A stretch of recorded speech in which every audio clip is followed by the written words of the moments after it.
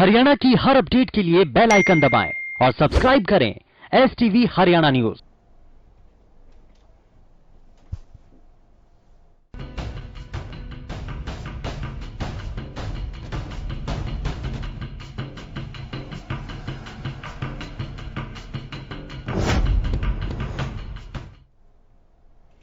नमस्कार, हरियाणा न्यूज देख रहे हैं आप और मैं हूं आपके साथ सोनिया सतानीता। मौसम विभाग ने हरियाणा में आज से 21 अगस्त तक भारी बारिश का अलर्ट जारी किया है। इसके साथ ही सोनीपत में बारिश के साथ तूफान की संभावना भी जताई है।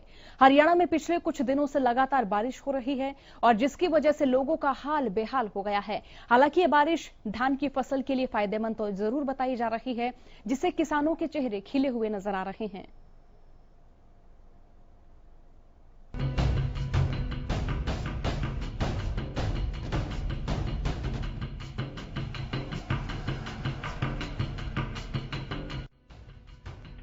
एक तरफ बारिश से जहां लोगों को गर्मी से राहत मिली है, तो वहीं प्रदेश के कई जिलों में ये बारिश लोगों के लिए आफत लेकर आई है।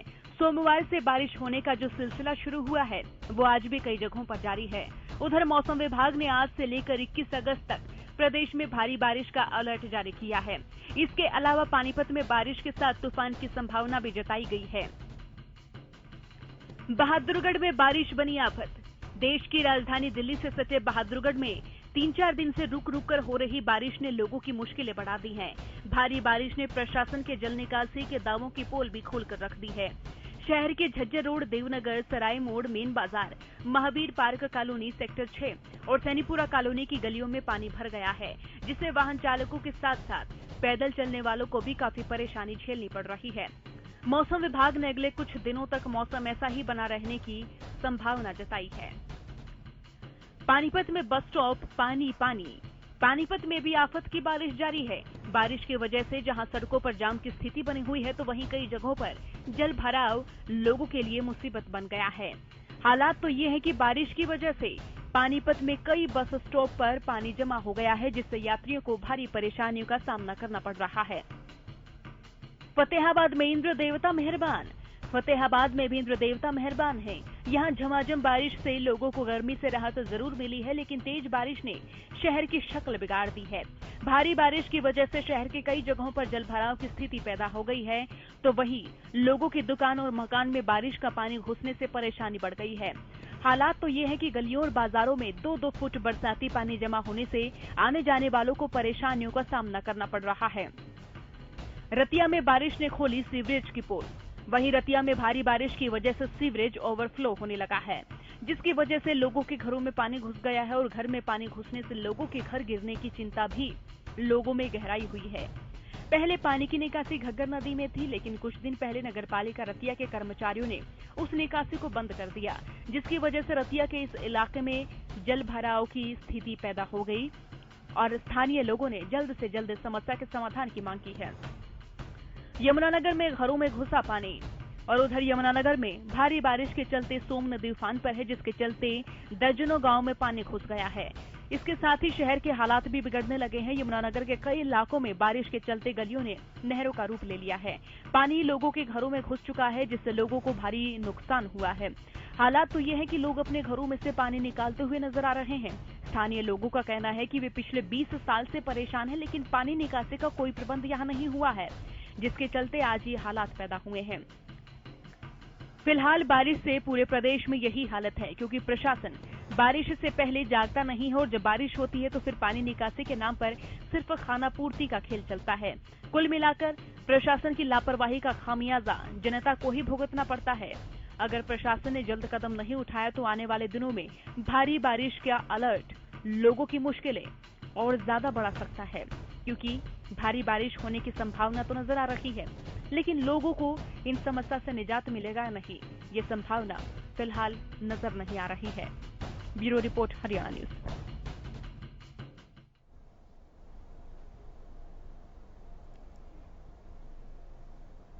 तो तस्वीरों में हमने आपको कई शहर दिखाए जहां पर बारिश हुई और बारिश ने प्रशासन के सारे दावों की पोल खोलकर रख दी। स्थिति का जायजा लेने के लिए रुक कर लेते रतिया के, जहां से हमारे संवाददाता अशोक ग्रोवर हमारे साथ लाइव जुड़े हुए हैं। अशोक, आप भी बताएं, रतिया में बारिश का कहर किस तरह से देखने को मिल रहा है? देखिए, मैं आपको बता दूं सोनिया की जो आज सुबह बरसात हुई है उसने प्रशासन की पोल खोल के रख दी है। वार्ड नंबर 4 में आज 2-2 फुट पानी घरों में चला गया, जिसको लेकर लोगों में काफी नगर पालिका के प्रति रोष देखने को मिला। अभी मेरे पीछे जो कुछ लोग खड़े हैं उन्होंने आज कड़ी मुशक्कत के बाद इस पानी को घग्गर नदी में उतारा है, जिसके बाद ये गली में अब साफ हुई है। मेरे साथ सोनिया अब कुछ लोग खड़े हैं, मैं उनसे बातचीत करता हूं, वो बताएंगे कि सुबह कैसी स्थिति थी इसको लेकर। बिल्कुल।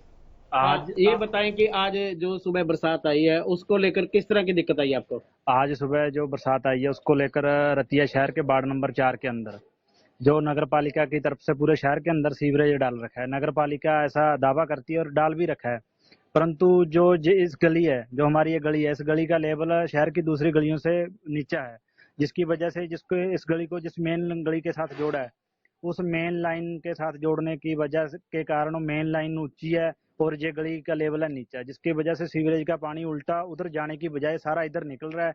और इस गली का पानी पहले आगे का गर नदी के बीच निकलता था नाले के माध्यम से, वो नाले को नगर पालिका के कुछ प्रशासनिक अधिकारी बंद कर गए थे पिछले कुछ दिन पहले कि पानी जो सीवरेज का पानी है, जो घरों का पानी है गंदा, वो गर नदी के अंदर नहीं डाल सकते, वो सीवरेज के माध्यम से प्लांट तक जाएगा। परंतु जब सीवरेज सही तरीके से काम ही नहीं कर रहा तो ये पानी वहां तक कैसे जाएगा। और आज लेकर नगर पालिका प्रशासन से आपने बातचीत की? नगर पालिका प्रशासन से हमने आज मिलना चाहा, परंतु सेक्रेटरी साहब नहीं मिले, वहां पर कोई अधिकारी थे, उनसे हमारी बातचीत हुई। उन्होंने बताया कि हम जब नगर पालिका सेक्रेटरी आ जाएंगे मौका देख कर आएंगे और मौका देखने के बाद इस समस्या का समाधान करेंगे। आप बताएं, जो सुबह कंडीशन थी यहाँ पे बरसात को लेकर किस तरह की थी आपके यहाँ? बताइए, पानी कितना था? बरसात के मौसम के कारण जी घरों में 2-2, 3-3 फुट पानी चढ़ गया था सर। ये भी मतलब उस पानी को निकालने के लिए हमने जो नगर पालिका ने खाला को नाले को बंद किया था वो दोबारा खोलना पड़ा उसकी मतलब पानी की निकासी के लिए। अभी सोनिया, आपने सुना कि जो कॉलोनी वासी है उनका कहना है कि कड़ी मुशक्कत के बाद इन्होंने जो घरों में पानी घुसा था उसको नाले को साफ किया खुद ही और इस पानी को घग्गर में उन्होंने उतारा है। जी सोनिया।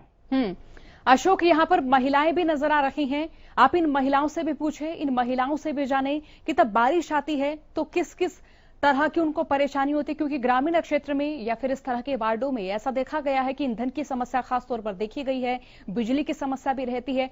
तो जरा इन महिलाओं से भी पूछें कि किन किन समस्याओं से दो चार हो रही हैं और इस तरह के हालात तब बारिश आती है, वैसे उत्पन्न होते ही हैं, तो इससे पहले क्या इस तरह के हालातों की शिकायत उन्होंने प्रशासन के किसी अधिकारी से भी की है? इसको लेकर हाँ, ये बताएं कि जो बरसात आज आई है किस तरह बरसात के दिनों में आपको सामना करना पड़ता है मुसीबतों का? बहुत सामना करा जी, असी जवाक सुते पे सी, एकदम जी बारिश आई सारा कुछ पानी च तिर गया।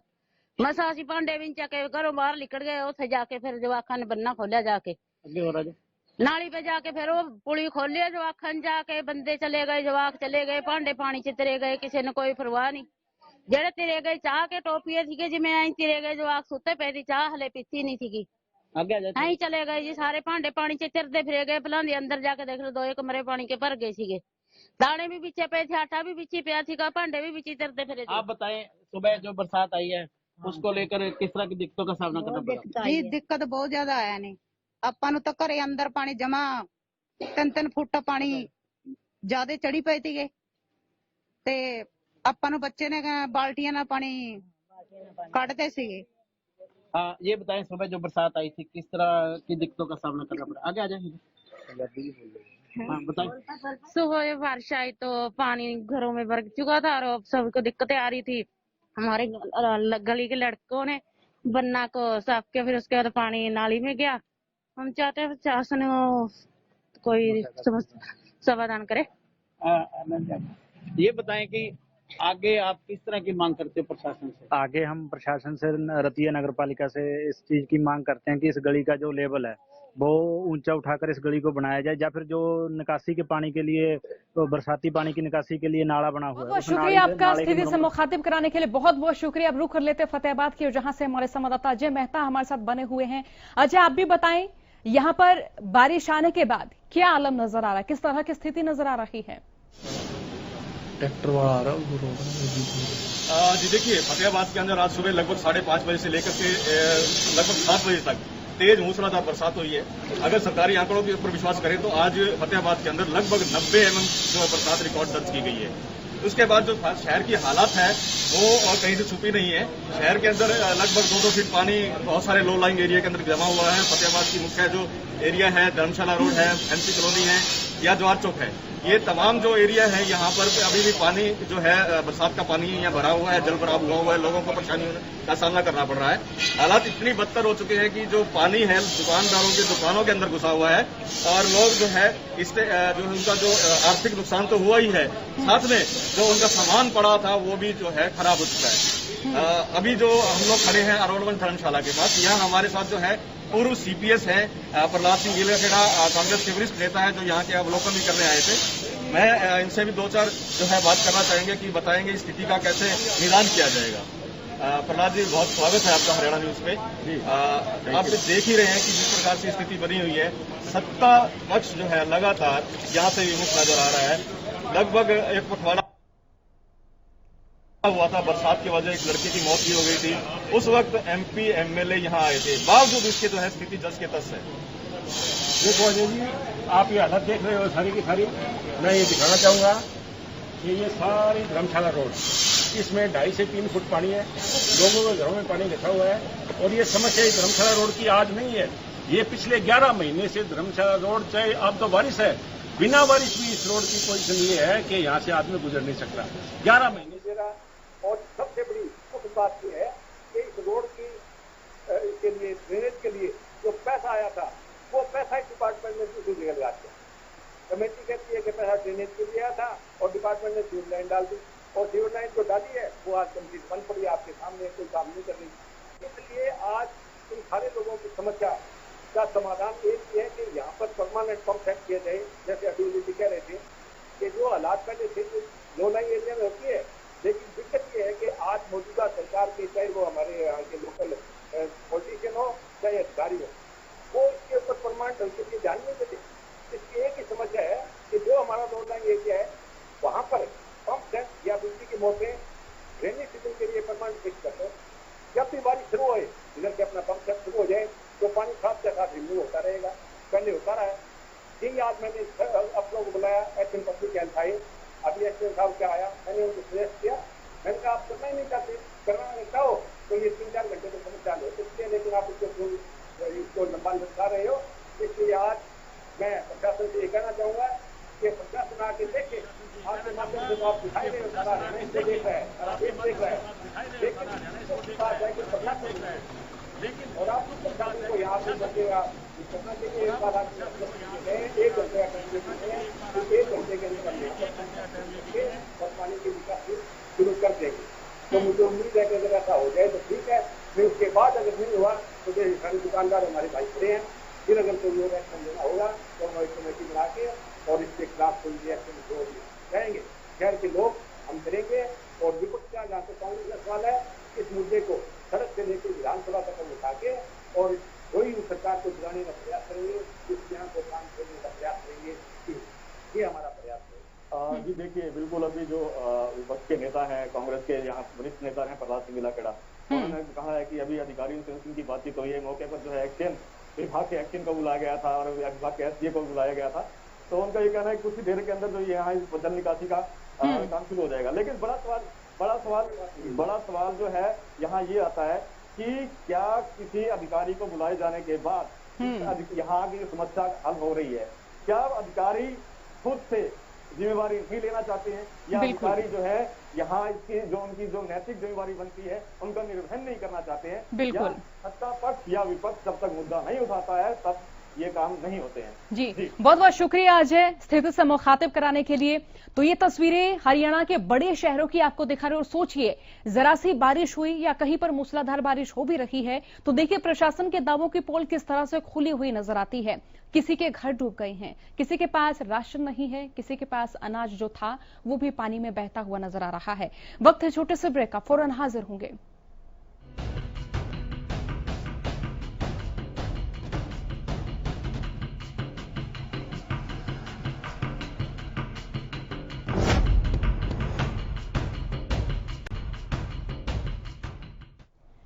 ब्रेक के बाद एक बार फिर आप सभी का स्वागत है। हम आपको तस्वीरें दिखा रहे हैं प्रदेश के उन बड़े शहरों की जहां पर जल भराव की स्थिति बनी हुई है। जरा सी बारिश आई और आप यहां आलम देखें किस तरीके से घर डूबे हुए नजर आ रहे हैं। और यहां आप देखिए एक व्यक्ति घर से पानी निकाल रहा है। किस तरह से आम जनजीवन अस्त व्यस्त यहां नजर आ रहा है, लोगों का काम बाधित हो रहा है। इसी के साथ देखिए लोगों को पैदल चलकर ये रास्ता पार करना पड़ रहा है। आप स्थिति देखिए, यहां पर आप देख सकते हैं किस तरह से जो गाड़ी है वो भी पानी में डूबती हुई नजर आ रही है। एक और महिला आपको तस्वीरों में दिखी होगी जिसके घुटनों तक पानी वहां पर नजर आ रहा था। ये आप घर की स्थिति देखिए किस तरह से सीवर कहीं पर ओवरफ्लो हो रहे हैं तो कहीं पर सीवरेज व्यवस्था इस तरह से ठप है कि लोगों के घरों में ही पानी घुसता हुआ नजर आ रहा है। हालांकि जो स्थानीय निवासी हैं वो अपने लेवल पर इस समस्या का समाधान करने की कोशिश कर रहे हैं। किसी न किसी तरह से जो सीवरेज की ठप व्यवस्था है उसको दुरुस्त करने की कोशिश यहां पर निवासियों की ओर से की जा रही है। लेकिन सवाल ये है कि साल में कितनी बार बारिश होती है और जितनी बार बारिश होती है प्रशासन को लगातार ये तस्वीरें दिखाई जाती हैं, प्रशासन से गुहार लगाई जाती है, अधिकारियों को अपनी समस्याओं के बारे में बताया जाता है, लेकिन फिर भी इस तरह के जो हालात हैं वो तब भी बारिश आती है तब भी इसी तरह से नजर आते हैं। तो सवाल यही है कि सड़कें और गलियां तो पानी पानी होती नजर आ रही हैं, लेकिन प्रशासन के दावे भी यहां पर बहते हुए नजर आ रहे हैं। तो इन दावों को बनाए रखने की जिम्मेदारी किसकी है? क्या नगर पालिका, क्या अधिकारी इस वक्त इस स्थिति से रूबरू नहीं है? क्या वो जनता की परेशानियों पर किसी भी तरह की कार्रवाई क्यों नहीं कर पा रही हैं? आप ये तस्वीरें देखिए, इन तस्वीरों को देखकर आप समझ सकते हैं कि परिवार किस दयनीय हालत में जी रहा है। किस तरह से घर के अंदर पानी घुसा हुआ नजर आया, तमाम जो खाने पीने की चीजें हैं वो भी पानी में बहती हुई नजर आई। ये आप महिलाएं देख सकते हैं किस तरह से रास्ता पार कर रही हैं। इस तरह की जो तस्वीरें हैं ये शहरी क्षेत्रों की तस्वीरें हैं। आप देखिए जब बारिश आती होगी तो ग्रामीण क्षेत्रों में किस तरीके की स्थिति होती होगी, क्योंकि ये तो शहरों की तस्वीरें हैं। और अगर हम ग्रामीण क्षेत्रों की बात करें तो वहां पर समस्या इससे भी गहरी है। जो तस्वीरें हम आपको दिखा रहे हैं ये तस्वीरें हरियाणा के शहरों की हैं। और अगर हम गांव की बात करें तो देखिए गांव भी इस समस्या से दो चार होते नजर आ रहे हैं, क्योंकि मॉनसून के दौरान प्रदेश के अलग अलग जिलों में बारिश हो रही है और इसी बारिश के साथ लोगों को कई तरह की समस्याओं का सामना करना पड़ रहा है।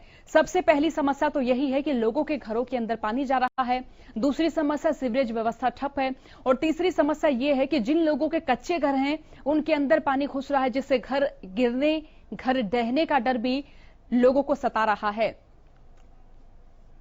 तो मौसम वैज्ञानिक डॉक्टर मदन लाल हमारे साथ फोन लाइन से जुड़ चुके हैं। डॉक्टर मदन, बहुत स्वागत आपका हरियाणा न्यूज पर।